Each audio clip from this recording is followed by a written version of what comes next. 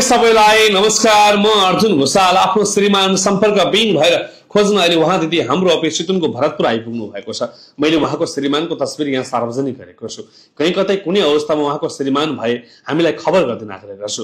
आज परिवार अति आत्तिएको अवस्था छ। खोजीका लागि उहाँहरूले धेरै प्रयत्न गर्नु हो, तर कहीँ कतै अत्तोपत्तो नभएका कारण यहाँ आउनु भएको हो। इन्डियाबाट हराएको भन्ने छ।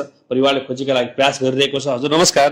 हजुरको नाम के हो दिदी? विनीता गौतम। विनीता गौतम। घर कहाँ हो? रोल्पा। रोल्पा। श्रीमानको नाम के हो? भीमलाल गौतम शर्मा। भीमलाल गौतम शर्मा। भीमलाल। भीमलाल। हजुर। रोल्पा कुन ठाउँ? लिबाङ। लिबाङ। लिबाङ कालीमाटी। कालीमाटी। कहिलेदेखि हराउनु हो? आज 3 गतेदेखि। 3 गते। कहाँबाट? केरलाबाट घर फर्किने क्रममा सेवाग्राम भन्ने ठाउँबाट। केरलाबाट रोल्पा आउने क्रममा? हजुर। अत्तो छैन? छैन। कति वर्षको हुनुहुन्थ्यो उहाँ? 42 वर्ष। के नाम रे? भीमलाल गौतम शर्मा। भीमलाल गौतम शर्मा 42 वर्षको रोल्पा आउने क्रममा इन्डियाबाट। हजुर। इन्डिया कुन ठाउँ भन्नु? केरलाबाट घर आउने क्रममा। केरलाबाट। त्यस्तो मानसिक रूपमा बिरामी त्यस्तो केही?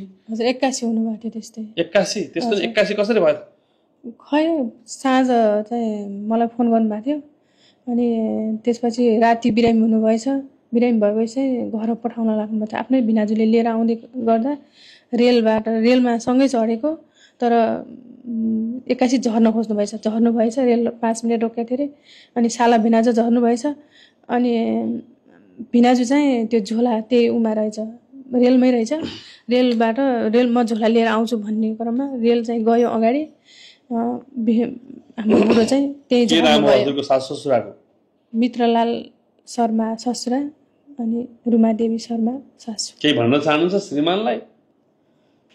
अब जहाँ हुनुहुन्छ सम्पर्कमा आइदिनु भन्न चाहन्छु। अब जस्तो अवस्थामा भयो भने खोजिदिनु हजुरको आग्रह गर्न चाहन्छु। आज आफ्नो श्रीमान इन्डियाको केरलाबाट घर रोल्पा लिबाङ आउने क्रममा सम्पर्कविहीन हुनुहुन्छ।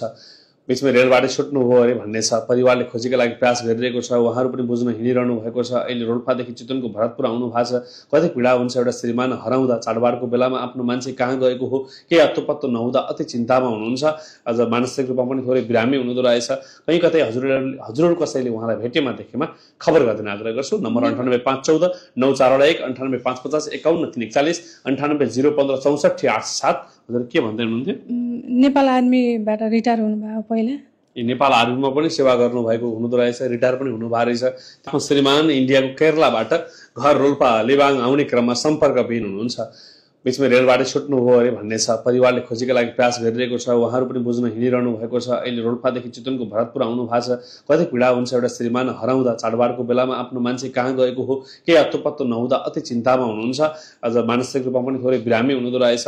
कहीँ कतै हजुरहरू कसैले उहाँलाई भेटेमा देखेमा खबर गरिदिन आग्रह गर्छु। नम्बर 98 514 941 98 550 51 341 98 015 64 87। हजुर के भन्दै हुनुहुन्थ्यो? नेपाल आर्मीबाट रिटायर हुनुभयो पहिला। नेपाल आर्मीमा पनि सेवा गर्नुभएको हुनुहुँदो रहेछ। रिटायर पनि हुनुभएको रहेछ। त्यसकारण परिवारलाई अति गाह्रो भएको छ। उहाँको खोजीमा सबैलाई जुटिदिन आग्रह गर्छु। नमस्कार।